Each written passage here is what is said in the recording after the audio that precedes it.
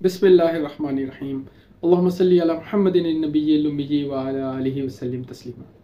कुरान पाक के 27वें पारे का आगाज़ सूरह ज़ारियात से होता है। इस सूरह मुबारक में अल्लाह तबारक व तआला ने इंसानों और जिन्नात की तख्लीक के मकसद का बताया है कि उनका मकसद सिर्फ़ और सिर्फ अल्लाह ताला की इबादत और बंदगी है।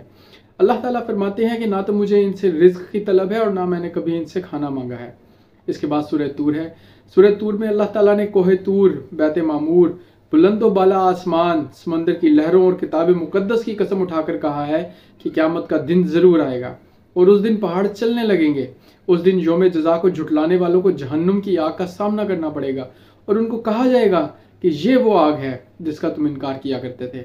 इसके बाद अल्लाह ताला ने इस बात का जिक्र किया है कि अहले तकवा जन्नत की नेमतों में परवरदिगार की अताओं से बहरामंद हो रहे होंगे और उनका रब उनको अज़ाब जहन्नुम से बचा लेगा। उनसे कहा जाएगा कि अपने अमाल के बदले जो चाहे खाओ और पियो, और वो एक दूसरे से जुड़े कितार में बिछे तख्तों पर टेक लगाए होंगे और अल्लाह ताला कुशादा और बड़ी आंखों वाली हुरों को उनकी ज़ोजियत में दे देगा। और अहले ईमान की औलाद ने भी अगर ईमान और अमाल सालिहा में अपने आबा की पैरवी की होगी तो अल्लाह ताला जन्नत में उनकी औलाद को भी उनसे मिला देंगे। इस सूरह मुबारक में अल्लाह ताला ने इस अमर का भी जिक्र किया है कि रसूल करीम सल्लल्लाहु अलैहि वसल्लम ना तो माअज़ल्लाह काहिन थे और ना ही शायर। इरशाद फरमाया कि अगर काफिर अपने इल्ज़ामात में सच्चे हैं तो उनको चाहिए कि कुरान मजीद जैसी कोई दलील, कोई बात पेश करें। जो लोग अल्लाह को नहीं मानते उनको सोचना चाहिए कि उनको किसने बनाया या वो खुद ही अपने खालिक हैं। दर हकीकत अल्लाह की ज़ात का इनकार करने वालों के दलाइल इंतहाई कमज़ोर और खोखले हैं। इस सूरह मुबारक में अल्लाह ताला ने रसूलुल्लाह को सब्र की तलकीन भी की और कहा कि अब आप अपने परवरदिगार के हुक्म पर सब्र करें, बेशक आप मेरी आंखों के सामने हैं। यानी जो सब्र भी रसूल करीम अलैहिस्सलाम ने किए करेंगे अल्लाह ताला उससे बखूबी आगाह होंगे और अल्लाह की मोहब्बत हमेशा सब्र करने वालों के साथ होती है। सूरह तूर के बाद सूरह नजम है और इस सूरह मुबारक में परवरदिगार आलम ने फरमाया कि रसूलुल्लाह उस वक्त तक कोई कलाम नहीं करते जब तक मालिक कायनात उन पर वही का नज़ूल नहीं फरमाते।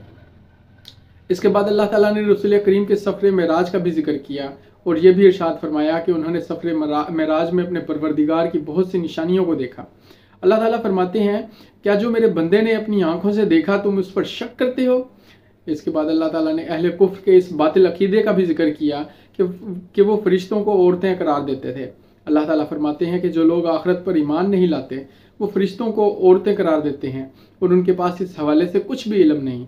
वो लोग सिर्फ वहम और गुमान की पैरवी करते हैं, जबकि गुमान हक के मुकाबले में कोई फ़ायदा नहीं देता।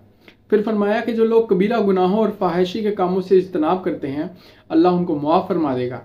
साथ ही अल्लाह ताला ने अपने इल्म की वसअत का भी जिक्र फरमाया कि अल्लाह इंसानों को उस वक्त से जानते हैं जब उनके खमीरों को मिट्टी से उठाया गया और जब वो अपनी माओं के पेटों में जरसूमे की हैसियत से मौजूद थे। इसके बाद अल्लाह ताला ने इब्राहीम अलैहिस्सलाम के सहीफ़ों और हज़रत मूसा अलैहिस्सलाम पर नाजिल होने वाली वही के अहम मज़ामीन का जिक्र किया कि उन सहीफ़ों में अल्लाह ने इरशाद फरमाया था कि बेशक इंसान के लिए वही कुछ है जिसकी वो कोशिश करता है और वो अपनी कोशिश को अपनी आंखों से देख लेगा। इसके बाद अल्लाह ताला ने उन लोगों की मजम्मत की है जो कुरान मजीद पर ताज्जुब करते हैं और रोने की बजाय हंसी मजाक और दीगर लग़वियात में अपना वक्त ज़ाया कर रहे हैं।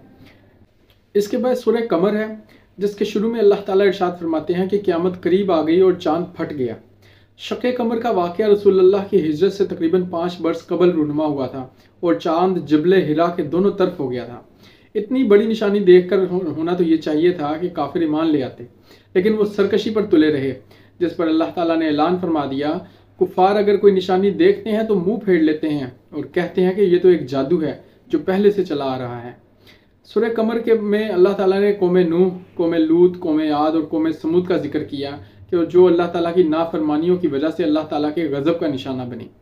कौम नूह पर सैलाब, कौम आद पर हवा, कौम समूद पर चीख और कौम लूत पर पत्थरों की बारिश को बरसाया गया। इस सूरह मुबारक में अल्लाह ताला ने मुतअद्दिद मुकामात पर इस हकीकत का भी जिक्र किया कि अल्लाह ताला ने कुरान मजीद को समझने वालों के लिए आसान बना दिया, बस है कोई जो नसीहत को हासिल करे। इस सूरह में अल्लाह ताला ने मुत्तकियों के मुकाम का जिक्र किया कि बेशक परहेजगार लोग जन्नत और नहरों में होंगे, अपने हकीकी घरों में मुक़्तदर बादशाह के पास। इसके बाद सूरह रहमान में अल्लाह ताला ने इरशाद फरमाया कि रहमान ने कुरान मजीद सिखाया, इंसान को बनाया और उसको बयान करने की सलाहियत अता फरमाई। सूरज और चांद अल्लाह ताला की तस्बीह बयान करते हैं और सितारे और दरख्त अल्लाह तबारक व तआला को सजदा करते हैं। उसी ने आसमान को बनाया और तराजू को कायम किया। اللہ تعالیٰ فرماتے ہیں کہ انسانوں کو چاہیے کہ ترازو کو صحیح طریقے سے قائم کیا کریں اور تولنے میں کوتاہی نہ کیا کریں۔ اس سورہ میں اللہ تعالیٰ نے زمین کی تخلیق کا بھی ذکر کیا اور اس میں مختلف طرح کے پھلوں اور خوشبوؤں کو پیدا فرمایا اور انسانوں اور جنات کو مخاطب ہو کر کہا کہ تم دونوں گروہوں پروردگار کی کون کون سی نعمت کو جھٹلاؤ گے۔ اللہ تبارک و تعالیٰ نے اس صورت میں جنت کے حسین مناظر کو بیان کیا ہے کہ جو شخص اپنے رب کے مقام سے ڈرتا ہے اس کے لیے 2 باغات ہیں، وہ دونوں باغ سبز شاخوں والے ہوں گے، ان دونوں باغوں میں 2 چشمے رواں ہوں گے، ان دونوں میں ہر پھل کی 2 قسمیں ہوں گی۔ اس سورہ کے آخر میں اللہ تبارک و تعالیٰ ذوالجلال والاکرام نے اپنے نام کے بابرکت ہونے کا بھی ذکر کیا ہے۔ سورہ رحمان کے بعد سورہ واقعہ ہے۔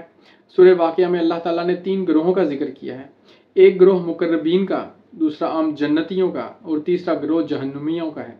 مقربین کے لیے اللہ تعالیٰ نے ہر طرح کی نعمتوں کو تیار کیا ہے، جبکہ عام جنتی بھی اللہ تعالیٰ کی عنایات پر خوش ہوں گے۔ ان کے برعکس جہنمیوں کو توہر کا درخت کھانا پڑے گا جس سے ان کے معدے ابل اور پگھل جائیں گے اور ان کو پیپ اور بھاپ والا پانی پلایا جائے گا۔ سورہ واقعہ کے بعد سورہ حدید ہے۔ اس سورہ میں اللہ تعالیٰ نے اپنی صفات کا ذکر کیا ہے کہ وہ اول بھی ہے اور آخر بھی، ظاہر بھی اور پوشیدہ بھی، اور وہ ہر چیز کو جاننے والا ہے۔ اس سورہ میں اللہ تعالیٰ نے صحابہ کرام کی 2 جماعتوں کا بھی ذکر کیا کہ فتح مکہ سے پہلے اسلام لانے والے صحابہ کرام کا مقام فتح مکہ کے بعد ایمان لانے والے کے مقابلے میں زیادہ ہے، البتہ دونوں گروہ جنتی ہیں۔ اس سورہ میں اللہ تعالیٰ نے اہل کتاب کی ایمانی حالت کا بھی ذکر کیا کہ کتاب کے نزول کا ایک عرصہ بیت جانے کے بعد ان کے دل سخت ہو گئے اور ان کی اکثریت گناہ گار ہو گئی۔ اللہ تعالیٰ اہل ایمان کو تلقین فرماتے ہیں کہ ان جیسے مت ہو جانا۔ اللہ تبارک و تعالیٰ سے دعا ہے کہ ہمیں قرآن مجید میں مذکور مضامین اور حقائق سے نصیحت حاصل کرنے کی توفیق دے۔ آمین یا رب العالمین۔